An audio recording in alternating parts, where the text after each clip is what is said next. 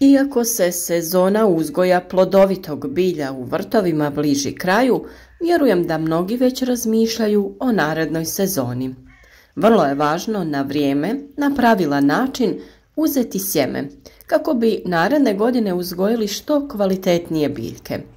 E pa, u današnjem videu ćemo govoriti upravo o najboljem načinu uzimanja sjemena i uslovima njegovog čuvanja, kako bi sjeme zadržalo svoju klijavost i bilo spremno za proljeće.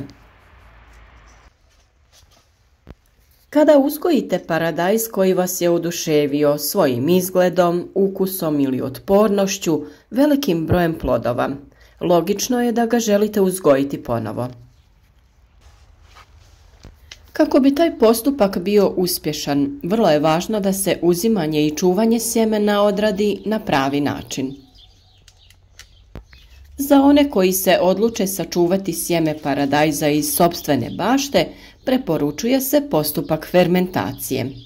Nadamo se da će vam ovaj video biti koristan i da ćete podržati naš rad sa lajkom, zapratiti kanal ukoliko to već niste uradili, kako bi redovno pratili naše video savjete koje svakodnevno objavljujemo. Na samom početku treba napomenuti da treba obratiti pažnju sa kakvih se plodova uzima sjeme paradajza. Naravno da je bolje kada za ovu namjenu koristite krupnije plodove i oni koji su bili na nešto nižim rodnim granama stabljike paradajza. Domaće sjeme starih sorti je danas postalo vrlo relativan pojam, jer pravo domaće sjeme je vrlo rijetko. Tokom godina su se, nažalost, te stare sorte ukrštale sa novima, tako da domaće sjeme, sorte stare 50 i više godina, zapravo gotovo da i ne postoje ili se samo rijetko sreću. Svi mi imamo svoje načine sakupljanja sjemena koje koristimo i koji nam najbolje odgovaraju, no uvijek se može naučiti i saznati nešto novo i zato vam mi danas donosimo naš jednostavan način sakupljanja sjemena paradajza. Vjerujem da će ovi savjeti najbolje koristiti onima koji se tek upuštaju u uzgoj biljaka, koji to do sada nisu radili, ili će neko vidjeti neki novi način pa se odlučiti isprobati ga. Postoji nekoliko načina, a prvi je ono jednostavno sušenje na krpi sjemenki koje smo samo izvadili iz ploda. Drugi je da izvadite sjemenke iz ploda, isperete pod mlazom vode i onda sušite na krpi. A treći način je fermentacijom i vjerujem da je to jedan od kvalitetnijih načina da se sačuva sjeme. Iako duže traje, ovim načinom se sprečava širenje eventualnih bolesti preko sjemena za sljedeću sezonu. A sada nam se nameće ono prvo pitanje, iz kojih plodova čuvati sjeme? Često dolazi do različitih mišljenja u ovom slučaju. Predlaže se da se čuva sjeme plodova koji su najranije dozreli, koji su na pogled zdravi i koji u najvećoj mjeri predstavljaju određeni varijetet, to jest sortu paradajza. Dok se sa druge strane predlaže da sjeme treba čuvati od onih najkrupnijih plodova i tako, kako reći, gurati pozitivnu selekciju. Najbolje bi bilo da se prema čuvanju sjemena odnosite u skladu sa razvojem situacije u bašti tokom sezone. Velike promjene vremena kao što su jake kiše, vjetar, grad, štetočine ponekad ne dozvoljavaju da se strogo poštuju bilo koja pravila. U svakom slučaju, sjeme za čuvanje treba da bude iz plodova koji izgledaju zdravo. Pri tome se ne misli na mehanička oštećenja nastala pucanjem plodova zbog suše ili previše vode, ugriza insekata ili pak oštećenja nastala od leda. Misli se naravno na razne gljivične, virusne ili bakterijske infekcije koje mogu da se pojave i na plodovima. Čuvajući sjeme iz takvih plodova u velikoj mjeri se povećava rizik da su se na sjemenkama sačuvali i ti uzročnici bolesti i da će biti prenesene u baštu naredne sezone. Nakon što plodovi dostignu svoju optimalnu veličinu i dozriju, tada je vrijeme da uberemo te plodove od kojih želimo sačuvati sjeme. Kada primijetite da je biljka upravo onakva kakva bi trebala biti, da je optimalne veličine, da je zrela i da je vrijeme da ju uberete, nemojte čekati da duže stoji jer bi mogla početi da trune i tada sjeme neće biti kvalitetno. Različite sorte paradajza imaju različit izgled i različito vrijeme dozrijevanja i bitno je da plodovi koje koristite za sjeme budu onakvi kako izgleda određena sorta.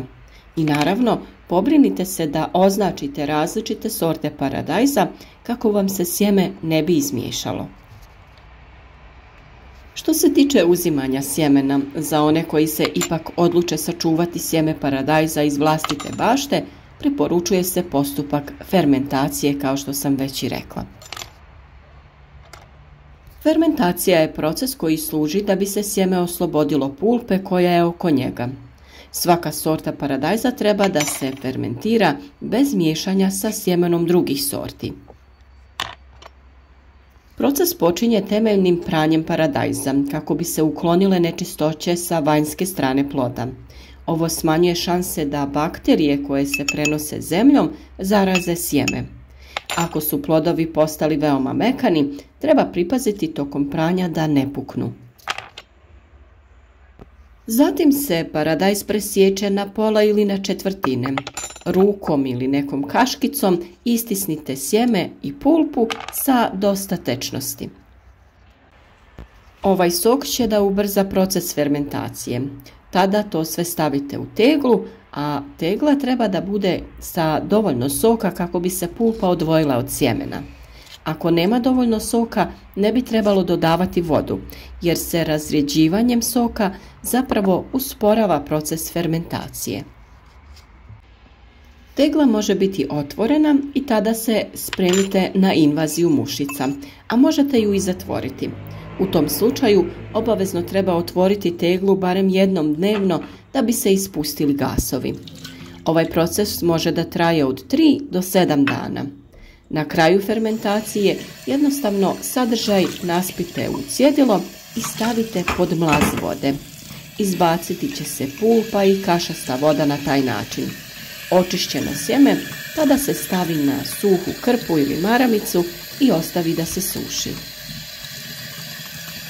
Sjeme je potrebno sušiti negdje u hladu između 3 do 7 dana.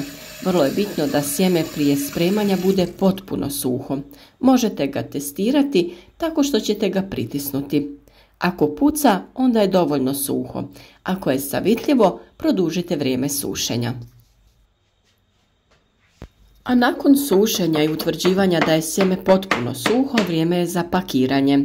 Sjeme je najbolje čuvati u papirnim vrećicama. Najveći neprijatelj mu je povećana vlaga i suviše niska temperatura. Najpogubnija je kombinacija visoke vlažnosti, topline i prirodne cirkulacije zraka. U takvim uslovima gubi se klijavost za nekoliko sedmica. Brza izmjena niskih i visokih temperatura ima sličan učinak. Učestalo zamrzavanje i odmrzavanje sjemena djeluje jako negativno na klijavost. Potrebno ga je skladištiti u prostoriji gdje je moguće održavati konstantnu temperaturu i vlažnost zraka. Nije ga poželjno dugotrajno čuvati u zamrzivaču na temperaturama ispod -15, jer to će dovesti do inaktivacije i teško ili nikako će klijati kada ga posijemo. Vrlo često je kuhinja mjesto gdje se čuva sjeme, ali ona nije pogodna zbog vlage koja se stvara kuhanjem ili oscilacija temperature. Također, treba izbjegavati i držanje u hladnjaku ili frižideru. Zbog njegovog čestog otvaranja dolazi do naglih promjena temperature i vlažnosti, kao i kondenzacije vode. Sve to negativno djeluje na sjeme. Idealno bi bilo čuvati na umjerenoj temperaturi oko 15 stepeni Celzijusa uz stalnu vlažnost manju od 50%. Ukoliko i vi želite sačuvati neko svoje omiljeno sjeme ili sjeme nekih starih sorti, Nadamo se da će vam ove preporuke biti od koristi. Za još sličnih savjeta družite se s nama svaki dan kada vam donosimo novi video savjet vezan za uzgoj voća i povrća te mnoge druge savjete. Ostavite like ili podijelite video sa prijateljima na društvenim mrežama ukoliko vam je bio koristan. I naravno, ako želite dobivati obavijesti o svakom novom videu, zapratite naš kanal i kliknite na zvonce pored znaka subscribe i družite se s nama svaki dan. Zajedno uzgajajmo zdrave biljke.